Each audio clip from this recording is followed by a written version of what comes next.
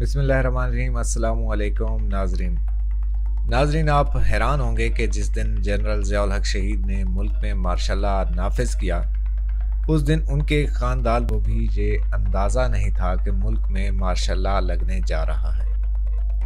General Zia الحق سے یوں ہی نہیں امریکہ، روس، ہندوستان اور اسرائیل سمیت عالمی سامراجی قوتوں پر لرزہ طاری ہو جاتا۔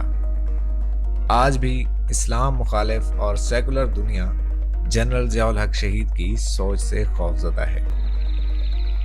4 جولائی 1977 بظاہر آرمی ہاؤس کی وہ شام عام سی شام تھی۔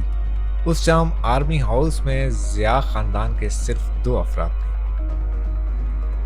ایک جنرل ضیاء خود اور دوسرے ان کے چھوٹے صاحبزادے انوار الحق۔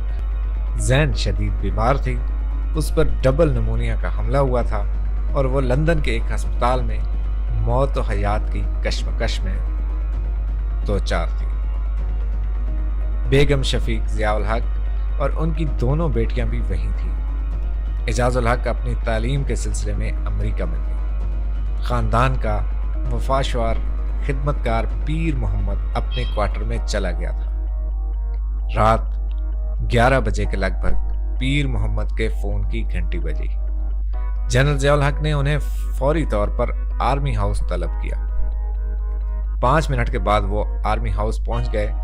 ضیاء صاحب نے انہیں قریب بلایا اور کہا، میں ایک ضروری کام کے سلسلے میں جا رہا ہوں، کوئی فون آئے تو کہنا شادی پر گئے ہیں، اور ہاں، ہاؤس کے ادھر ادھر آرمی وغیرہ کی نقل و حرکت نظر آئے تو گھبرانا نہیں، رات تم نے ادھر ہی گزارنی ہے۔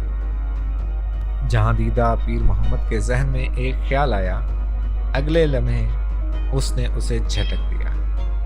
وہ مستعد ہو کر بیٹھ گیا۔ کوئی آدھا گھنٹہ گزرا تو فون کی گھنٹی بجنا شروع ہو گئی۔ پیر محمد نے ریسیور اٹھایا۔ یہ وزیر اعظم ذوالفقار علی بھٹو تھے۔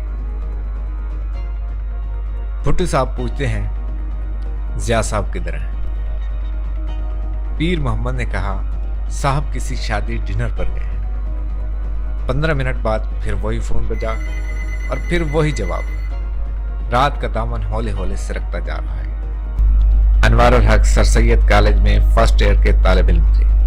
وہ ابھی کمرے میں ہی بیٹھے سائنس کے پریکٹیکل کی کاپی تیار کر رہے تھے کہ والد محترم فوجی وردی میں ملبوس نکلے اور انوار نے پوچھا، کہاں جا رہے ہیں؟ ضیاء الحق بولے، بیٹا ایک فوجی ایکسرسائز ہے، تم اطمینان سے سو جانا۔ یہ کہہ کر جنرل ضیاء الحق تیزی سے قدم اٹھاتے باہر نکل گئے۔ انوار الحق نے لپک کر دیکھا، ابو کے ساتھ ADC اور MS بھی تھے، ان کے علاوہ ایک گن مین تھا اور ایک ڈرائیور۔ بس یہی ساری سپاہ تھی جو جنرل ضیاء الحق کے ہمراہ رات کے پہر آرمی ہاؤس سے نکلی۔ صبح انوار بہت دیر سے جاگے۔ انہیں صوفی جان محمد نے بتایا کہ مارشل لاء لگ گیا ہے۔ انوار نے کوئی توجہ نہ دی۔ وہ سمجھے لاہور، کراچی اور ملتان کی طرح کسی اور شہر میں بھی مارشل لاء لگ گیا ہے۔ وہ اپنے دوست سے ملنے چلے گئے۔ گاڑی میں ریڈیو سے خبریں نشر ہو رہی تھیں جن میں مارشل لاء لگنے اور شام کو chief martial law administrator general Zia الحق کے خطاب کی خبر تھی۔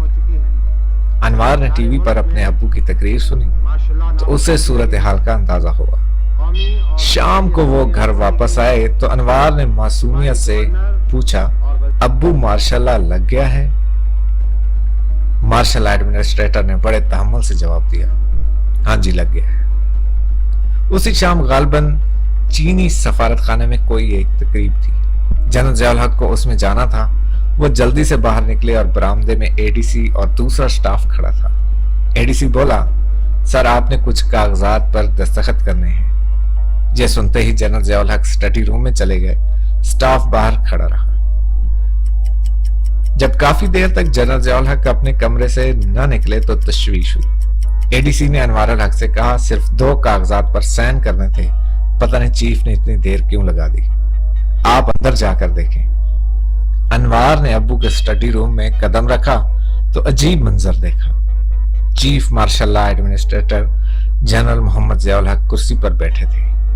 قلم ان کے دائیں ہاتھ میں تھا لیکن ان کی گردن ایک طرف ڈھلکی ہوئی تھی اور آنکھیں بند تھی۔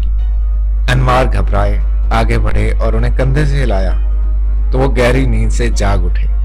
پچھلے کئی گھنٹوں کی بے سکونی اور بے خوابی نے انہیں ڈھال کر رکھا تھا۔ تھوڑی دیر بعد وہ چینی سفارت خانے روانہ ہو گئے۔